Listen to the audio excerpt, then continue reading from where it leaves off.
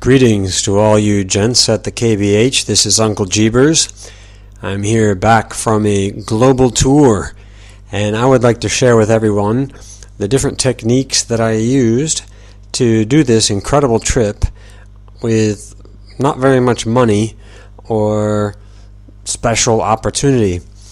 The first way that I do this was with Esperanto. So I'm sure a lot of you probably hate the idea or have not researched it, but it is a great tool for running around Europe and meeting a lot of forward-thinking, nice people.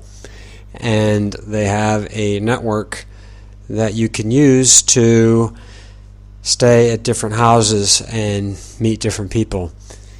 Secondly, I think religion is a key element. If you are the sadhu, if you are the vegetarian, very clean, very polite, and have a lot of interesting religious ideas that you get from your meditation that we're supposed to be doing every day, then there are also people that will invite you to stay at their place. This is a key element, the religion element. Why not look up the religious groups around you? Go to church, go to temple, make friends with these people, and ask them, can I stay at your place? And these people will have a network, hopefully, around the world, in different places. And you can plan your trip going from place to place like this.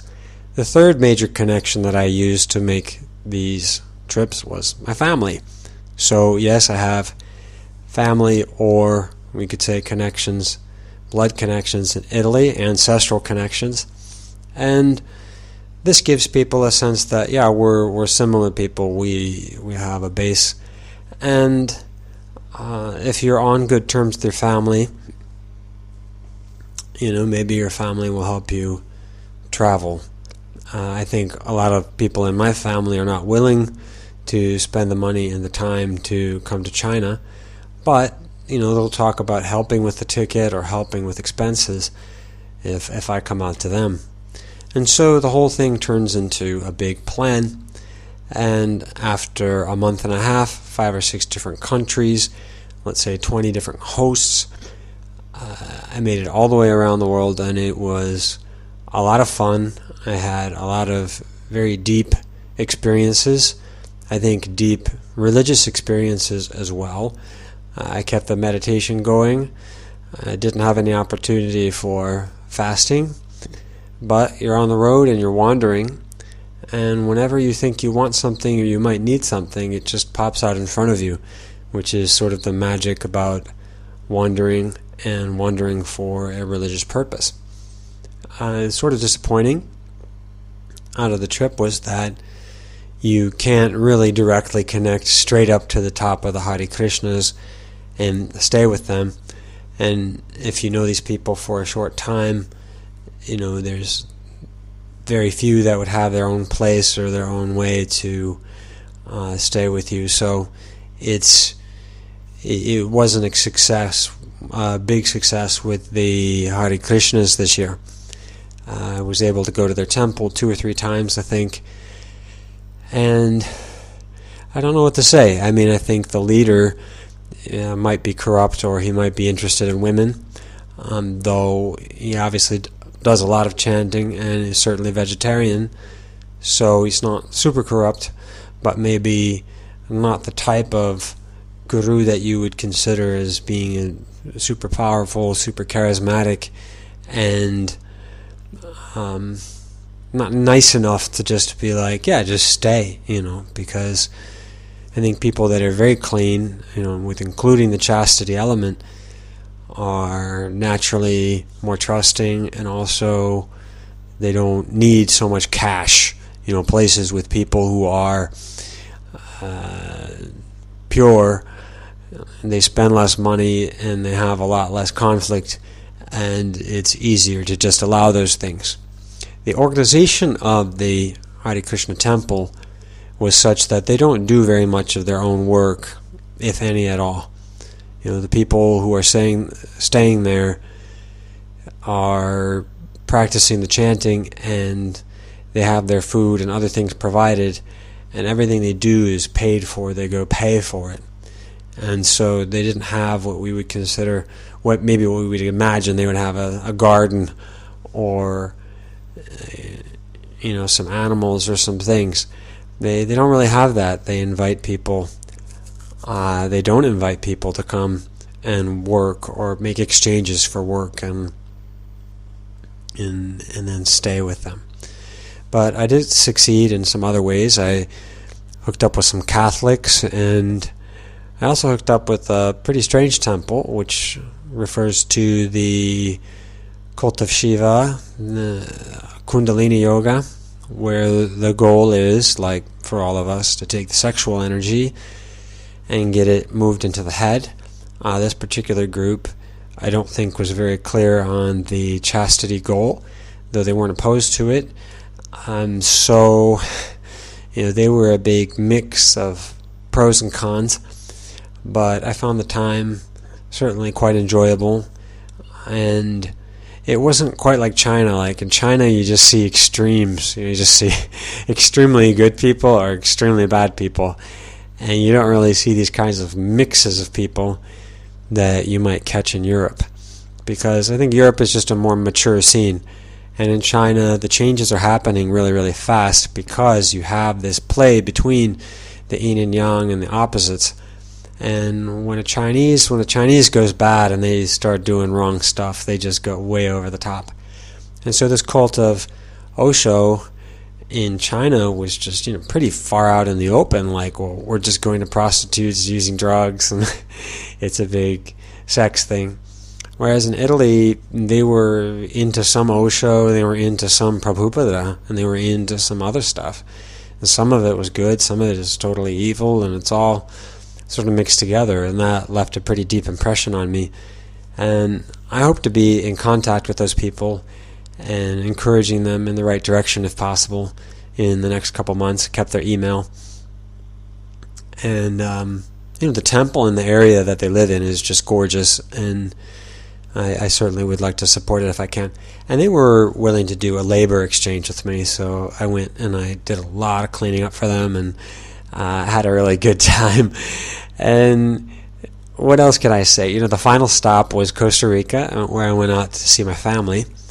And I'm happy to say that, white children are just all over me and, have a natural connection with me, and kids like me, animals like me, and I feel happy. That's almost sort of my redemption in life, is that, I'm the uncle here, and I have this attractive qualities still, I hope, and I still seem nice enough and sociable enough that I can make friends and be on a real peaceful level with the family. The funny thing that happened with the family, though, and I have to tell everybody, was that they seemed to be disgusted with hair. Like my mother and my sister seemed to be disgusted with hair. And Brother Trevor was, instigating me to write more about the hair issue at the KBH. And people are wondering why, because now there is even a newer update of the hair page, and it's just getting bigger and bigger and longer and longer.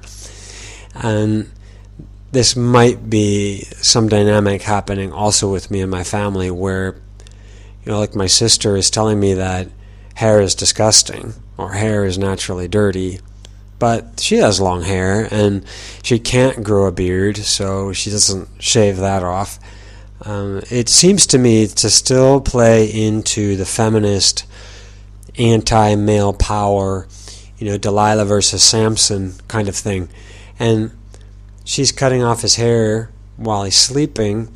It could be like, cutting babies' penises, because when the man is weak, or he's sleeping, or he's not aware, the female comes in and tries to cut down his body and cut down his power.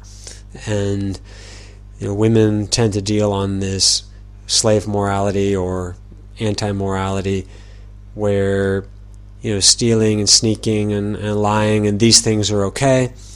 And sort of like our comedian Bill Burr says, they get away with it because it's socially unacceptable to hit women.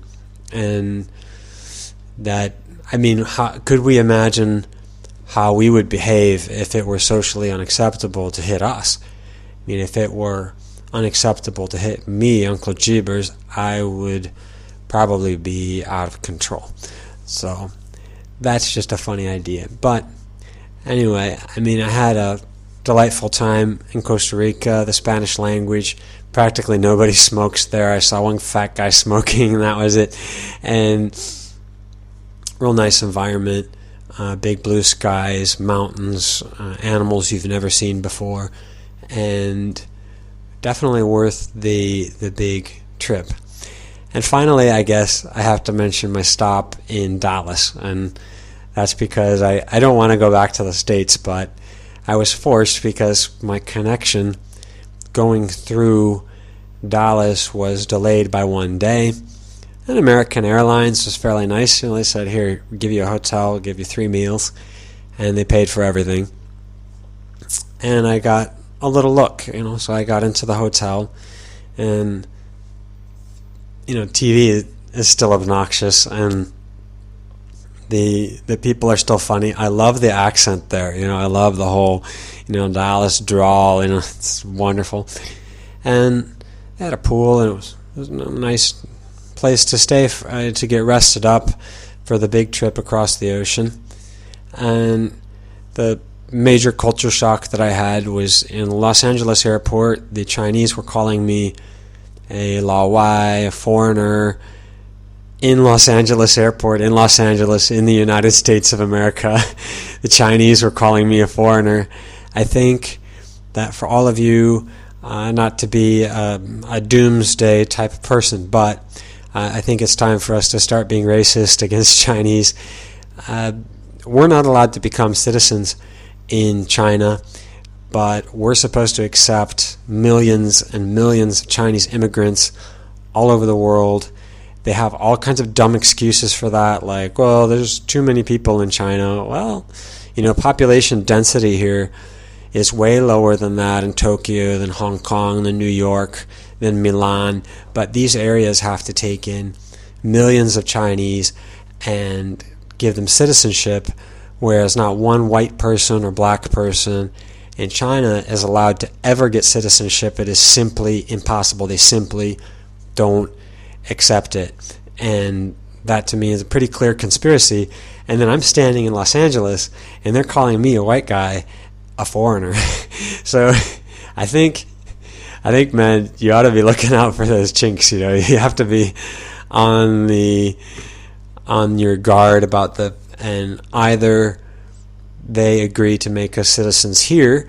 Nanjing's a wonderful place for us to stay. We have like 3 or 4 brothers living here. I see them all the time. We live together, eat together. We've realized sort of a KBH right here in Nanjing with Mario and Shamrock and Will and myself and now Dr. Rob. But, it can never be a long-term plan unless the Chinese agree to take in citizens and really to give them the full equal treatment. I think the simplest way is in the States and in Italy is to just say, no, Chinese are not allowed to be citizens of our countries. And we should be doing the same thing with Mexicans and people of other nations that will not accept us. I think it's also probably impossible to become a citizen in India. I have to look some of this stuff up, but it is impossible for Americans, for blacks, for whites to become citizens in China. Probably totally impossible in Mexico, and yet these immigrants are everywhere. They're filling up our nations, and they're not the best of those populations either, quite often. And, in my opinion, a lot of the Chinese that are immigrating are mafia people. And, of course, this responsibility falls both on the Chinese, the bad Chinese themselves, and also the governments that let them in, like the U.S. government.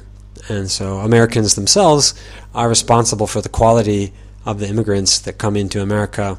They're responsible for who is allowed in the same way that the Chinese government is responsible for me as someone who has a work visa here. Anyway, This was my trip. These are my suggestions for all of you. Happy wandering, fasting, praying. Let's pray together. Keep each other in our prayers. Amen and Om.